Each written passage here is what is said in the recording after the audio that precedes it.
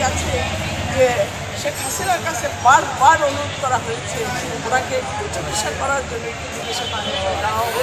দীর্ঘ 8 বছর পরে মাঝে আপনারা তো নিজেরাই অনুভূতি এবং আবেগ এখানে জড়িয়ে আছে। কারণ তার মা যখন সেন্টারে অসুস্থ অবস্থায় ছিলেন সরকার করছেন, এদিকে বাংলাদেশের মা করে হসপিটালে, ওদিকে সন্তান ওখানে বসে কাঁদে।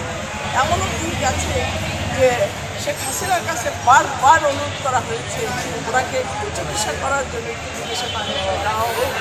আমরা প্রতি মুহূর্তে আল্লাহর কাছে দোয়া করেছিলাম যে শেখ হাসিনা তুমি দেখে যেও যে দেশমুক্তি বেগম খালেদা জিয়ার সম্মান কোথায়।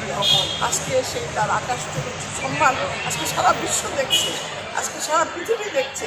আজকে আমাদের বুকে কি বলবো, এখানে কান্নাও আসে। এই কথাগুলো বলতে গেলে আবেগপ্রবণ হয়ে যায় আমরা, কারণ আমরা আমাদের মাকে দেখেছি এমনই অবস্থা।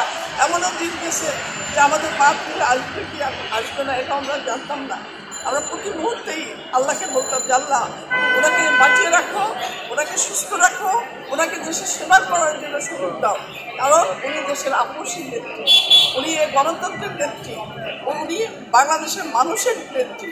উনি জনগণের জন্য ওনার জীবনকে উৎসর্গ করে দিয়েছে। ওনার স্বামী দেশের জন্য জিয়াউর রহমান সাহেব উৎসর্গ করেছে এবং উনি নিজেও কিন্তু, আপনাদের মনে আছে 11 সময় উনি বলেছিলেন যে আমি আমার জীবনকে আমার সন্তানদেরকে আমি আল্লাহর হাতে ছেড়ে দিয়ে আমি আমার 18 কোটি সন্তান নিয়ে থাকবো।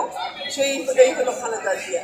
সেই খালেদা জিয়া আজকে চিকিৎসা করার জন্য যাচ্ছে। আমরা সারা বাংলাদেশের সকলেই তার জন্য হাত তুলে মোনাজাত করছে এবং করবে যতদিন পর্যন্ত আল্লাহ তাআলা ওনাকে দেশে সুস্থভাবে ফিরে নিয়ে আসবে এবং দেশের ভার উনি দেবেন, দেশের দায়িত্ব উনি নেবেন।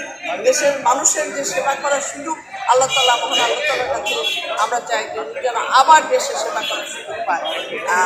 এবং এটা তারেক রহমান সহ আমাদের ভারপ্রাপ্ত তারেক রহমান এবং বেগম খালেদা জিয়া দুজনে মিলেই বাংলাদেশের দায়িত্ব আবার গ্রহণ করবেন এবং আমরা আল্লাহর কাছে শুকর জানাই। আপনাদেরকেও বলবো আপনারাও আল্লাহর কাছে শুকর জানাবেন।